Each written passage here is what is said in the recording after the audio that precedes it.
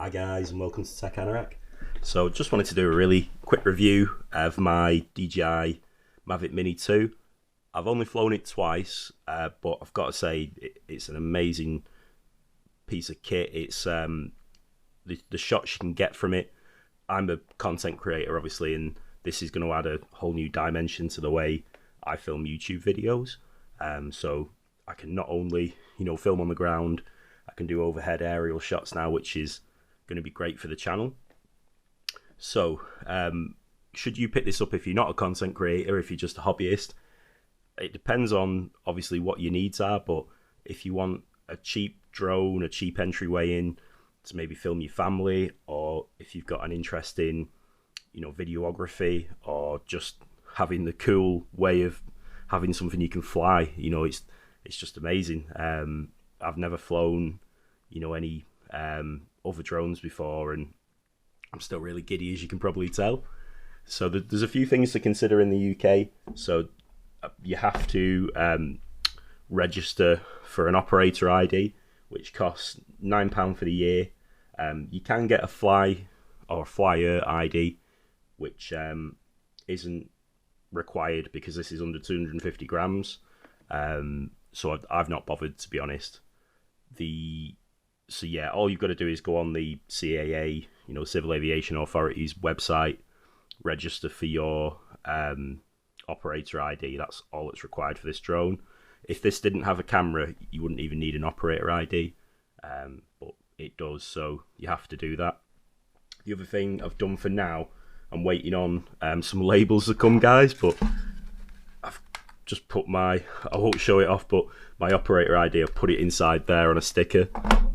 So yeah, you have to label with the operator ID somewhere on the drone in the UK. So it says in a battery compartment, or a compartment that can be opened is fine.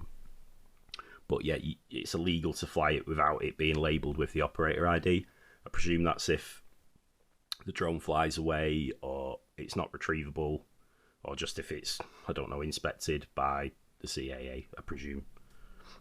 Okay, so yeah, anyway, back to the review. So yeah, it's just an amazing little thing. So it's built really toughly. I've not crashed it yet, and I don't want to crash it obviously, but it feels like it's well built. The controller itself, it's like a tank. It's like really sturdy, easy to mount phones in here. I'm gonna get a tablet mount as well, so I can mount my Samsung tablet, which might be a little easier than looking at a phone. I recommend the Fly More combo because you get this battery pack, which is awesome. So it doubles as a power bank as well, as you might have seen on my other videos, and it charges intelligently. So I'll just show you this actually, guys. So if we remove the battery from the drone, which is really quick, I'm not going to edit this, I'll do it in real time. Boom, put it in there, feels like you're putting in a cartridge for a gun or something.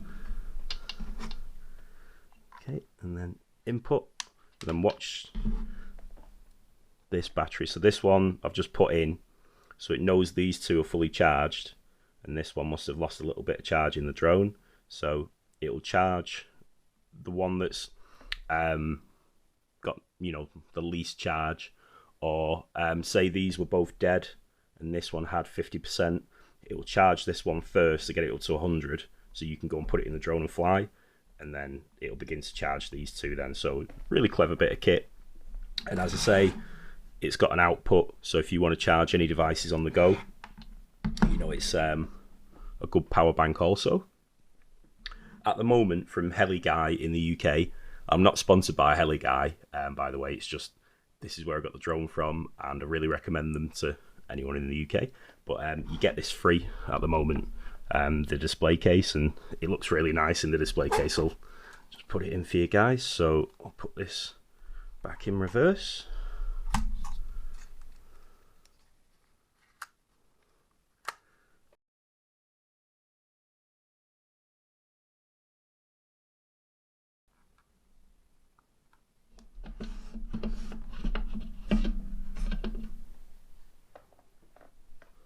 Okay, so with this as well, it's magnetic, so I find it easiest to put that in the drone,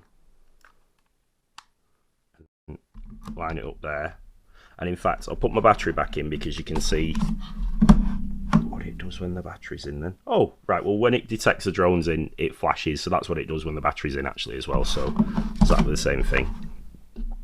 And then you've got, you know, a really cool display case for your drone, and you know, that is sitting on my desk for all my tech reviews now. It just looks awesome.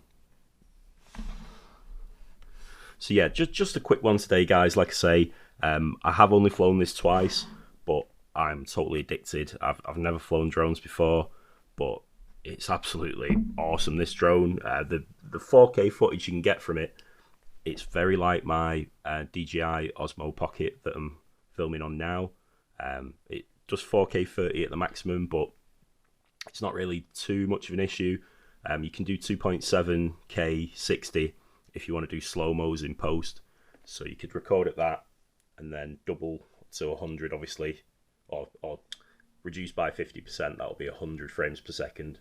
So, you know, then you've got slow motion, which I need to explore. I've not done that yet. Obviously, the bigger, more expensive drones are going to have 4K 60, so you can do the same. My Note 2's just fallen off my desk. Sorry, guys. It's a bit slippy, this desk. Yeah, so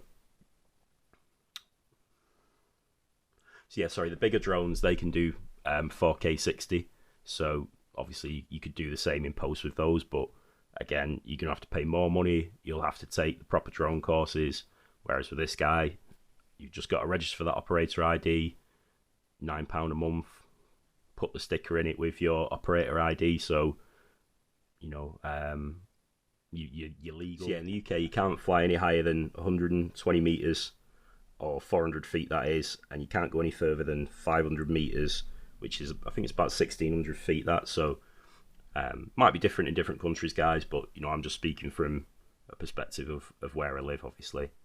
But yeah, like I say, if you're a content creator, a photographer, or someone who's just interested in drones and wants to fly drones and maybe capture different images of your family, you know, it's a no-brainer. It's so cheap for what you get. I can't believe this costs £419 for the quality you get from it.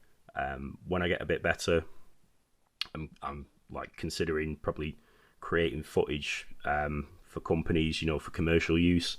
If you start using this commercially, you do need insurance as well. That's the other thing to consider, guys. I think you may need the flyer ID if you start using commercially as well. I'll check and put that in the description though. Okay, so just like I say, a first review. It's not a total review because I've flown it twice, but I'm glad I've got it. I've not got buyer's remorse as sometimes you get with tech.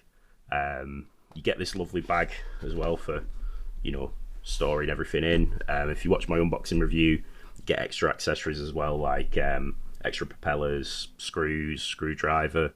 So yeah, like I say, can't recommend this enough, and I'd really recommend getting it from Heli-Guy in the UK, as it's a great website. They really looked after me. So let me know what you think about this in the comments, guys. As always, ask me any questions. This is my drone. It's not a test one or anything that I'm sending back. And you know, if you've enjoyed the content, please watch my other drone videos. I'm basically, with this, because I'm a novice, I'm gonna make videos from a novice's perspective, you know, learning how to fly the drone, and hopefully you'll learn with me, or learn from my mistakes. Hopefully there's not too many mistakes, because I don't want to crash this, because I'm getting attached to the little guy. Brilliant. Well, thanks for watching. I'll see you on the next one. Take Anorak out.